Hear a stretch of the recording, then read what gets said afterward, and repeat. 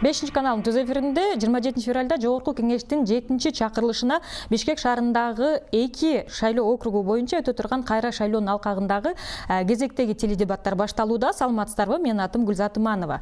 Берүүбүз адаттагыдай эле 5 каналдын Facebook социалдык тармагындагы расмий баракчасынан чыгып жаткан эскерте кетейин. Бүгүн бизде болсо конокто номер 29 Сверлов шайлоо округу боюнча ат салышып жаткан талапкерлер келип отурат. Анда мен талапкерлер менен тааныштыра кетсем.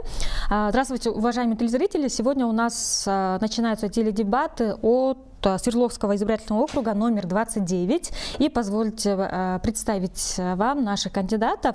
Карамушкина Ирина Юрьевна и Такмулин Рафаэль Юрьевич. Здравствуйте, уважаемые кандидаты. Помимо этого, мы также пригласили на эти теледебаты Абышева Медера Болотовича, Аспека Улазамата и Алмаза Улуаскара. Но, к сожалению, эти кандидаты по каким-то причинам своим не смогли прийти на наш эфир. Уважаемые кандидаты, позвольте тогда вам рассказать про наши условия, прежде чем мы начнем. Сегодня каждому из вас в рамках наших теледебатов будут предоставлены по 15 минут. Из них первые 2 минуты даются на приветственное слово. Далее мы начинаем первый раунд, где будут вопросы от ведущего. 3 вопроса, на ответ которых вам предоставляется 6 минут. Далее мы переходим во второй раунд. Здесь также у вас в распоряжении 6 минут. Здесь вы можете задавать вопросы друг другу. И последняя 1 минута дается на обращение к своим избирателям. У вас впереди у каждого монитор, вы можете смотреть, сколько времени у каждого осталось. Уважаемые кандидаты, тогда позвольте начать наши теледебаты. Приветственное слово, 2 минуты, Ирина Юрьевна. Рахматович. Добрый вечер, уважаемые избиратели, уважаемые наши граждане. Огромная сегодня ответственность стоит передо мной, так как уже трижды я была избрана депутатом Жогорку Кеңеш. И это говорит о том, что каждый раз, выходя к камере, выходя к избирателям, я всегда все равно волнуюсь, потому что самую главную оценку работы депутата дают только избиратели. Потому что именно вы видите, особенно сегодня, когда прозрачно работает Жогорку Кеңеш, когда в онлайн-режиме работают, идут заседания, вы сегодня можете видеть работу любого депутата, насколько он действительно является проводником между народом и другими ветвями власти. Поэтому, несмотря на то, что я трижды избрана от Социал-демократической партии Кыргызстана, последние выборы в ноябре 2021 года, к сожалению, несмотря на то, что было огромное количество наших граждан, была поддержка, мы это чувствовали по регионам, но по стечению непонятных обстоятельств, типа технический сбой, когда переписывались протоколы, когда прям цинично и нагло говорили о том, что технический сбой привел к тому, что результаты ваши исчезли. Это говорит о том, что я решила, что необходимо вернуть доверие народа к власти. Все равно нужно попробовать. Вот я иду в одномандатном округе, чтобы вновь встретиться с нашими избирателями и также продолжать служить в законодательном органе страны ради интересов нашего народа. Поэтому, вы знаете, доверие ваше огромное, поддержка ваша была огромная. К сожалению, вот эти обстоятельства, непонятные для нас всех, привели к тому, что какое-то вот это доверие, оно пошатнулось. Спасибо большое, Ирина Юрьевна. Ваше время завершено. Рафаэль Юрьевич. Саламатсыздар, урматтуу шайлоочулар. Сизге билдиргим келет. Мен ушул шайлоодон бир менен максатка барам. Биздин элдин кызыкчылыктар көргөө үчүн сиздин конституциялык түзүлүш көргөө үчүн президент өкмөт менен бирге иштөө үчүн, колдоо үчүн жаңы прогрессивдүү мыйзамдар чыгаруу үчүн мен биздин президентке ыраазымын билдиргим келет. Мені берген мөмчүлүк ушундай шайлоодон катышуу үчүн. Дорогие избиратели, я иду на эти выборы, чтобы защищать ваши интересы в парламенте. Совместно с нашим президентом, с нашим правительством мы будем разрабатывать и принимать соответствующие законы в ваших интересах, в целях вашей защиты, в целях социальной защиты пенсионеров, инвалидов, лиц с ограниченными возможностями здоровья. Мы будем работать плодотворно, совместно, конструктивно. Да, споры, конечно, необходимы в парламенте, но они не могут длиться бесконечно. Нужна конструктивная, плодотворная работа. И для этого я иду в парламент. Спасибо большое, Рафаэль Юрьевич, Ирина Юрьевна. На этом мы переходим в наш первый раунд, где ранее я уже сказала, что здесь прозвучат вопросы от ведущего, 3 вопроса. Примерно вы можете по 2 минуты на каждый ответ выделить. В общем, у вас в распоряжении 6 минут. И первый вопрос. Если проанализировать действующее законодательство нашей страны, на ваш взгляд, какие сейчас нужны законы нашей стране? Остро нужны нашей стране. Может быть, какие-либо есть законы, с которыми вы в корне не согласны. Ирина Юрьевна, как опытный парламентарий, давайте начнем с вас. Спасибо. В первую очередь, вы знаете, я заметила, что обязательно любой законопроект нужно обсуждать с гражданскими активистами, с общественностью. Нельзя принимать, как сегодня, к сожалению, уже практикуется, когда граждане говорят, что приняли закон, обсуждению, особенно там, где касается прав граждан, ответственности граждан, нужно обязательно эти законы обсуждать на общественных слушаниях, парламентские слушания и так далее. На сегодняшний день я считаю, что необходимо срочно разработать законопроект, касающийся именно социальной поддержки населения в связи с экономическим кризисом в стране, в связи с тем, что я вот уже слышала, что правительство собирается увеличить пенсионный возраст. Люди сегодня очень растеряны к тому, как выжить, то есть как выжить в сегодняшней обстановке, сегодняшней экономической ситуации. Поэтому я считаю, что необходимо просчитать, и в том числе не только по социальным проблемам населения, но сегодня важно также и, вы знаете, вопрос по электрификации страны. Я считаю, что несмотря на то, что очень часто правительство заявляет, что будут повышаться тарифы, народ этим тоже возмущен. То есть пока не будет коррупционные вот эти все составляющие уничтожены, пока народ не будет выражать свое доверие правительству, то невозможно пока говорить об повышении тарифов за энергию. И в этом плане я бы обратила внимание на то, что нужно усилить очень многие нормативно-правовые акты в том плане, что законов у нас очень много, вы знаете, и они, в принципе, продуманные, рабочие законы, но, к сожалению, чаще всего законы нарушаются именно теми уполномоченными органами, которые должны отвечать по закону, значит, по той ситуации, значит, за которой они, значит, владеют, отвечают.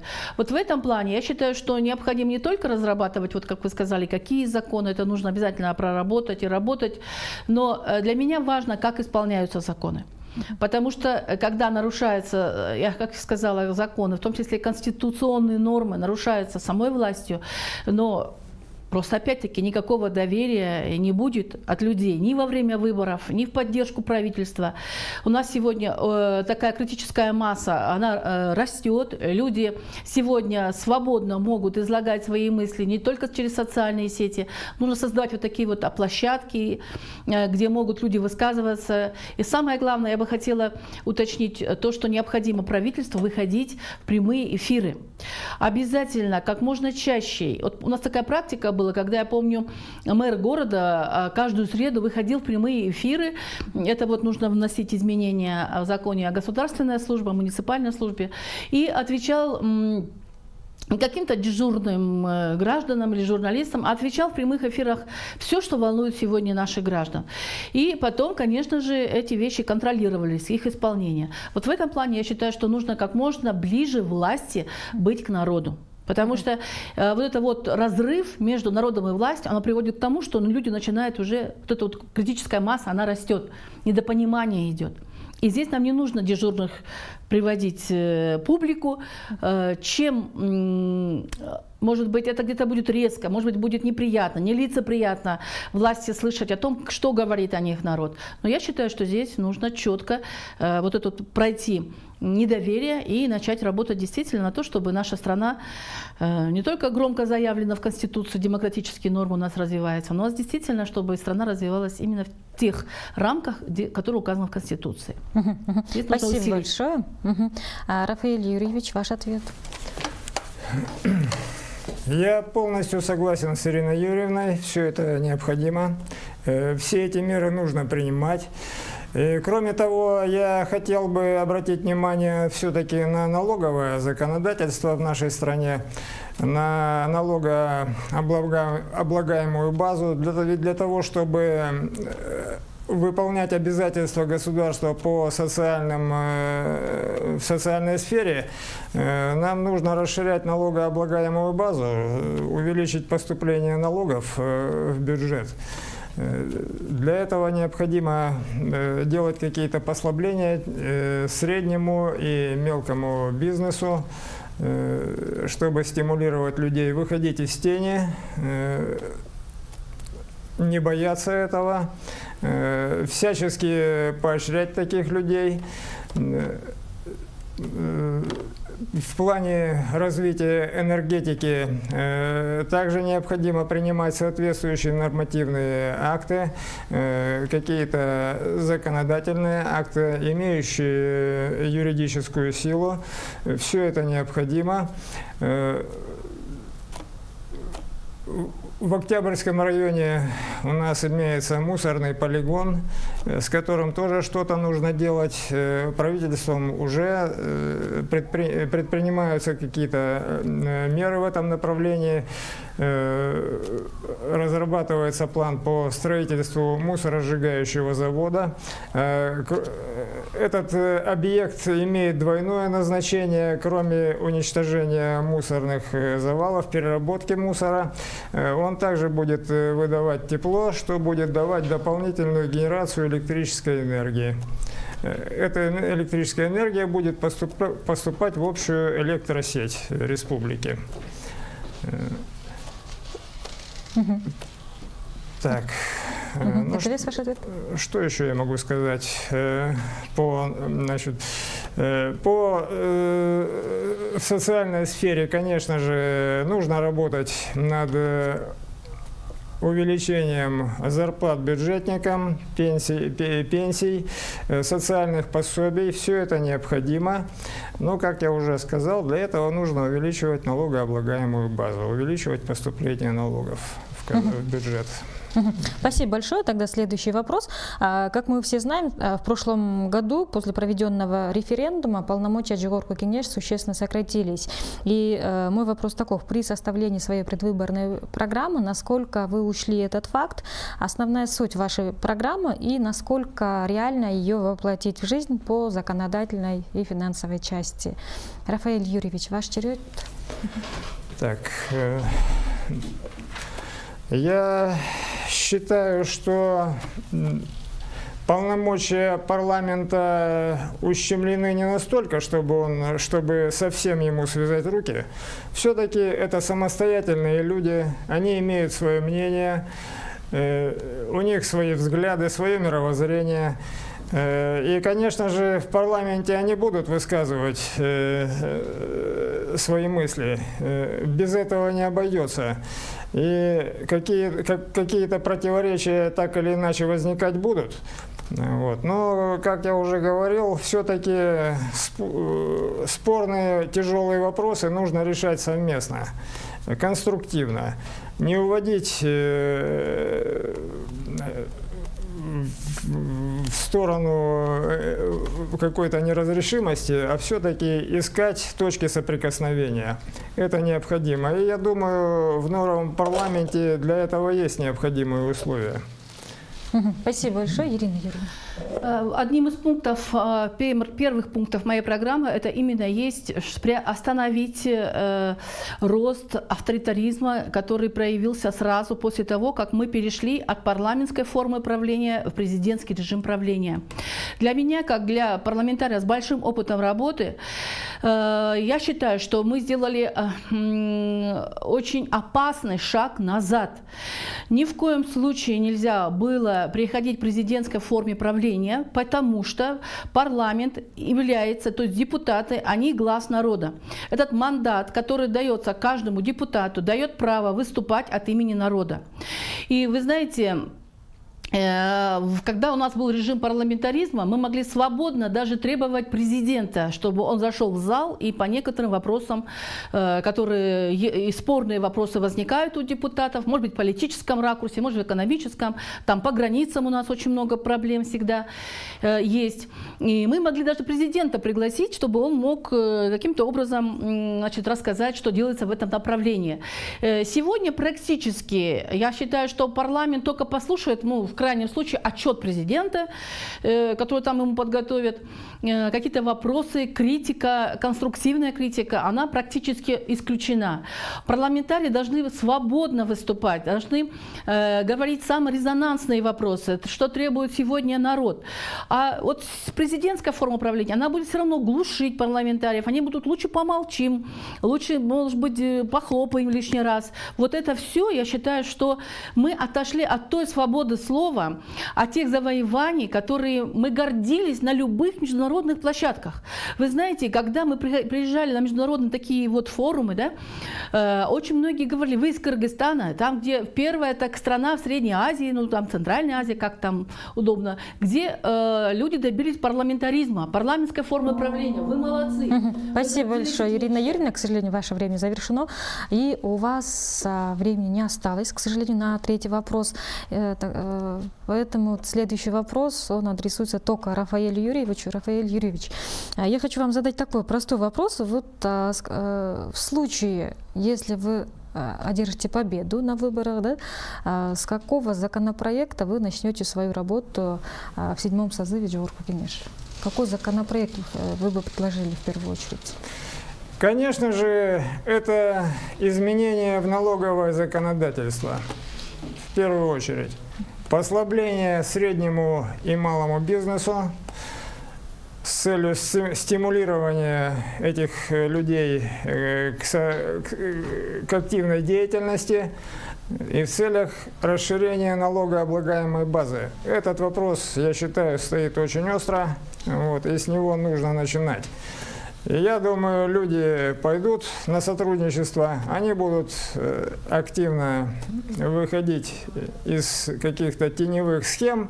Для этого в этом направлении и нужно работать.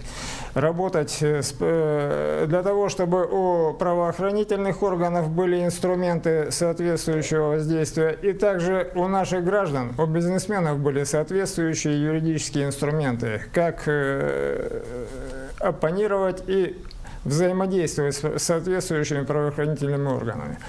В этом направлении мы будем работать. И кроме того, у парламента ведь есть еще, помимо того, что его основная деятельность законотворческая, законотворческий процесс, это, конечно, основная деятельность парламента, но кроме того, парламентарии, я считаю, должны еще заниматься просвещением и образованием наших людей, нашего населения именно в правовом русле.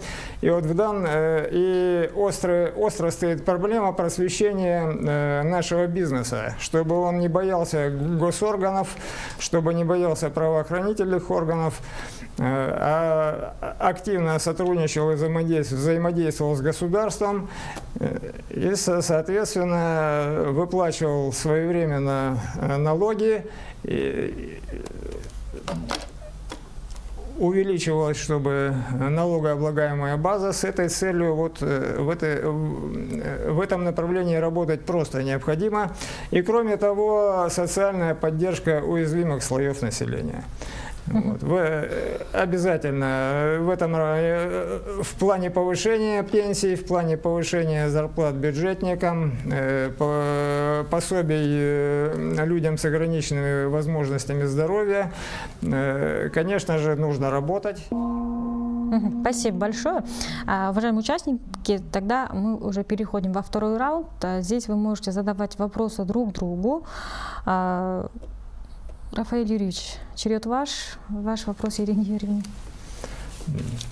Ирина Юрьевна, когда вы придете в парламент, ваши первые шаги, с чего вы начнете? В первую очередь я продолжу, так сказать, взывать сегодня к руководству нашей страны прекратить политические гонения, прекратить давить на свободу слова, на журналистов, на блогеров, вызывать постоянно наших граждан ГКНБ по любому случаю и не случаю. В общем-то, так этим я считаю, что идет такое давление на наших граждан. Поэтому эти вопросы я продолжу поднимать. Нельзя, нужно наоборот найти компромиссное решение. А так как у нас сегодня до сих пор, я считаю, что есть политические заключенные, в том числе я до сих пор под арестом, ну не под домашним арестом, мой дом под домашним арестом. 3 года суды идут по кайташским событиям. Уже этого президента нет. Ну, в смысле, он живой, его нет президентом Сооронбай Джеймбека, а мы все еще, наши суды идут. Его и так уже убрали, его и так уже сняли. А суды по этим делам кайташским до сих пор идут, и этого конца не видно. Поэтому одно из главных моментов, конечно, я считаю, что я более политические вопросы буду смело поднимать, потому что нужно их решать. Нельзя настолько вот, испытывать терпение какой-то части наших граждан. Надо конструктивно решать любые вопросы, политические в том числе. Спасибо большое. И Ирина Юрьевна, ваш вопрос. Вы знаете, я бы хотела вас вот спросить по поводу вашей программы. Одним из первых пунктов вы написали «Поддержка президента и правительства». Все, точка. Дальше никаких больше разъяснений.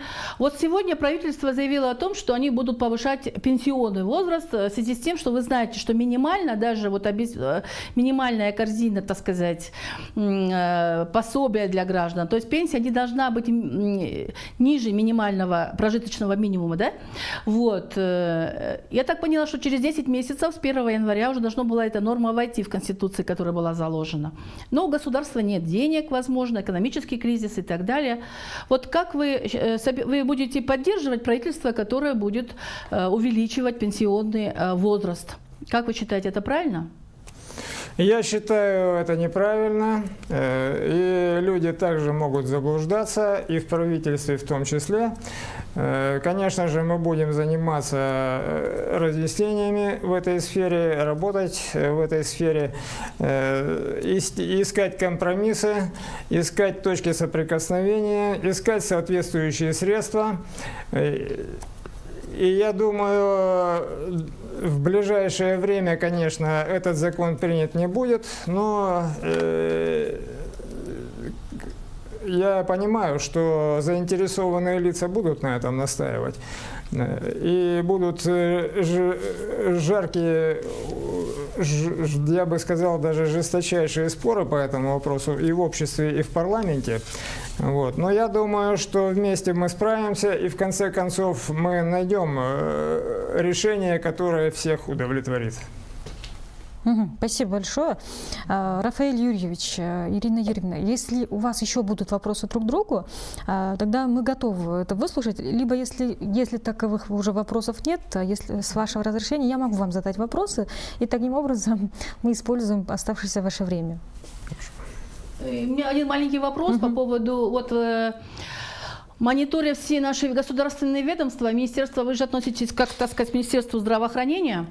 Министерство здравоохранения, оно входит вот в 5 коррумпированных министерств. Вот скажите, на ваш взгляд, что же нужно сделать в нашей стране, чтобы хоть мы не избавимся от коррупции, потому что она идет всегда с высших государственных органов.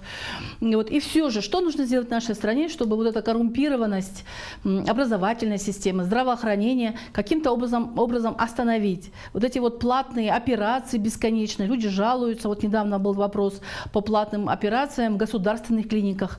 Как вы считаете, если коротко можете ответить, что-то можно сделать? Конечно, в этом направлении мы также будем работать. Я думаю, что в этой области сделать можно очень много. Систему здравоохранения, конечно, реорганизовывать нужно, но я вам скажу одну вещь. В таких делах торопиться не стоит. Прям вот ломать вот то, что есть, вот ломать, знаете, не строить. Вот. Хотя люди над этим думают и работают. Вот. А начинать нужно, конечно, с административного аппарата, потому что обычные врачи, простые, вот как я, да, мы к тому, что вы сказали, отношения никакого не имеем абсолютно. Вот. Наш административный аппарат, возможно, хотя у меня фактов таких нет, я лично таких фактов не знаю, до меня такая информация не доходит. Я простой врач в обычном центре семейной медицины. Вот. Довольствуюсь тем, что мне государство выплачивает. И вы знаете, у меня такой принцип: довольствуйся тем, что есть, живи с оптимизмом, смотри в будущее с оптимизмом, находи в этой жизни позитивные моменты, они помогают пережить все негативное, с чем мы сталкиваемся в этой жизни. Спасибо.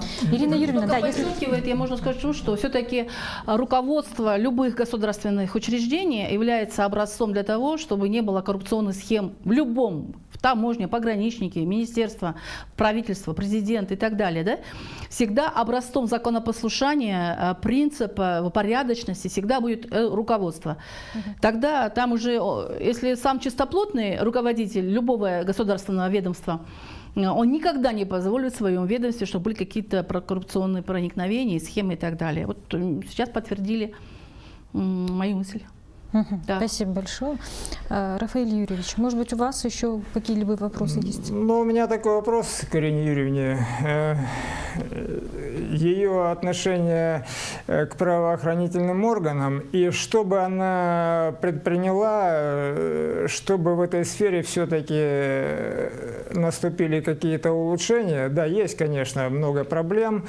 Вот как бы она вот поступила? Может быть, я не говорю прям за готовый законопроект, а какие-то предложения, может быть, с вашей стороны вот в этой области, может быть, есть или будут? Да. Спасибо. Вы знаете, замечательная у нас была идея, когда при каждом ведомстве создавались общественные наблюдательные советы. Если честно, очень многие граждане вздохнули, что им дано право прямо в самом ведомстве отслеживать всю ситуацию, потому что со стороны любой гражданин не зайдет в МВД, чтобы отследить, какая там идет работа. У нас большая была надежда на общественные наблюдательные советы, на председателя, потому что там мы все считали, идут такие люди грамотные, принципиальные, экспертные такие вот, которые могут, так сказать, пресекать вот эти коррупционные схемы.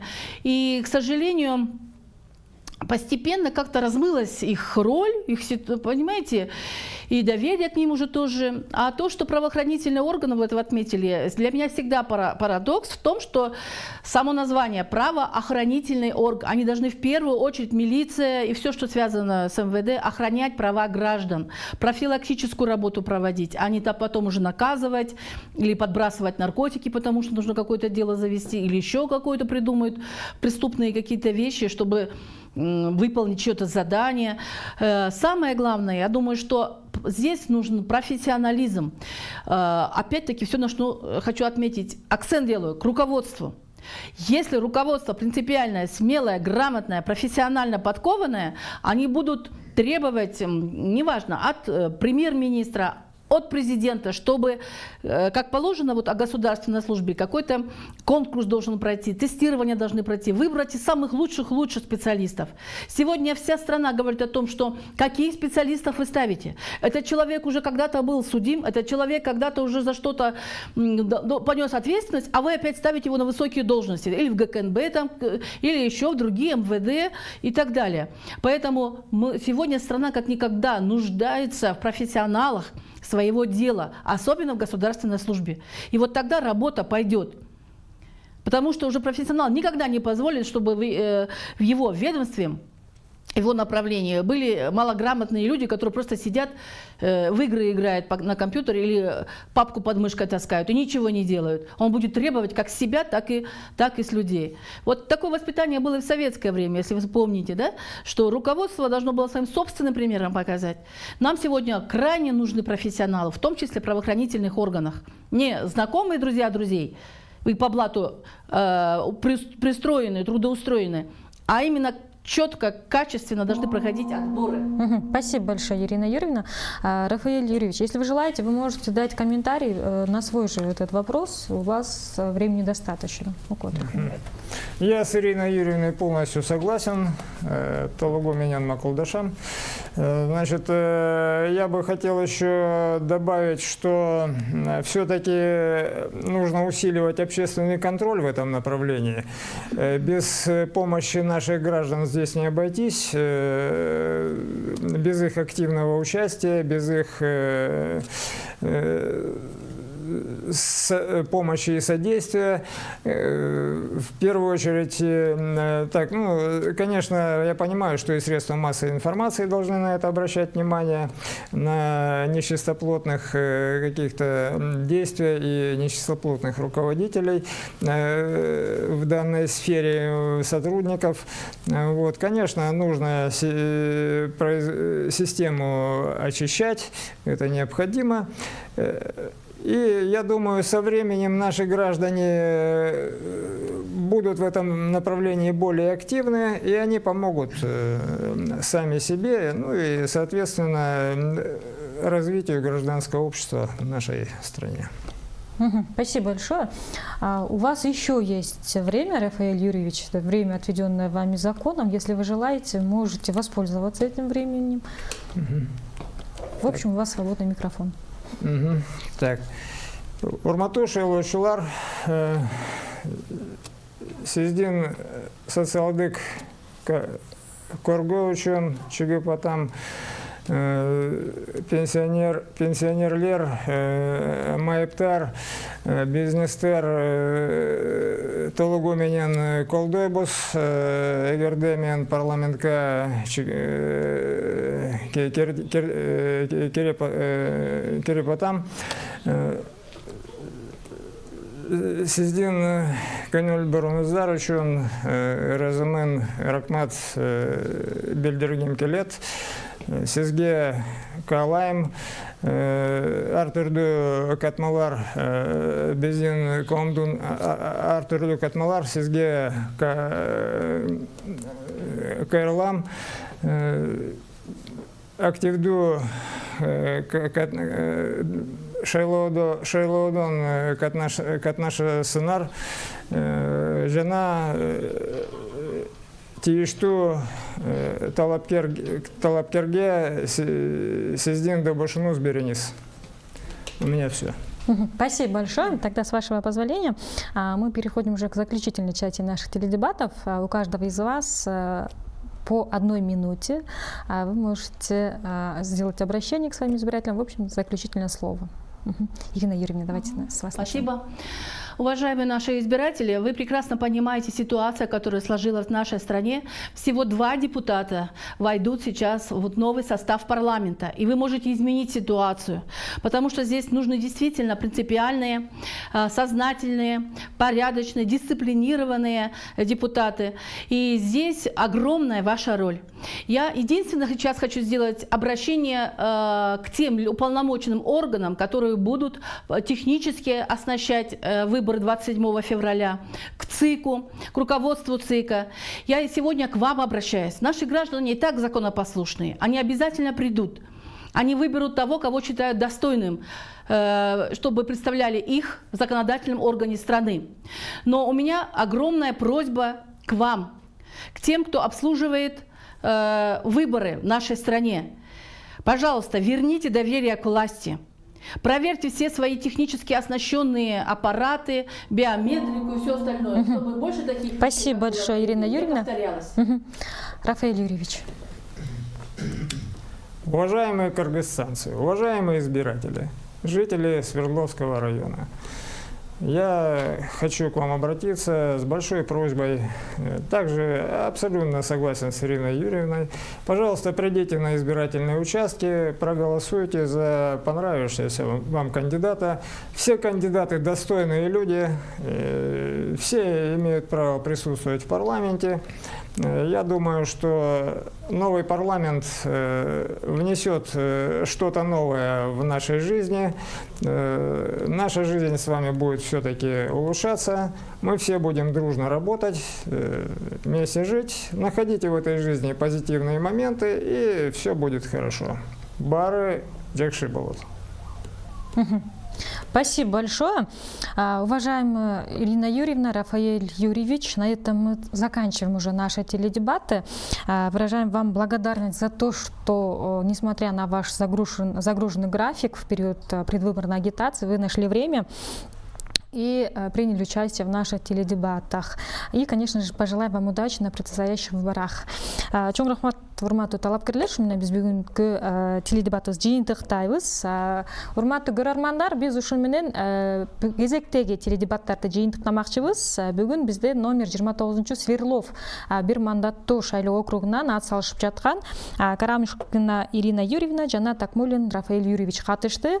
Берүүнү мен Гүлзат Иманова алып бардым. Эртең кайра эле ушул студияда саат 21:00 ушул эле Сверлов номер 29 бир мандаттуу шайлоо округунан жогорку кеңештин 7-чакырылышына ат салып жаткан кезектеги талапкерлердин дебаты уланмакчы. Эртеңки күнгө чейин саламатта калыңыздар.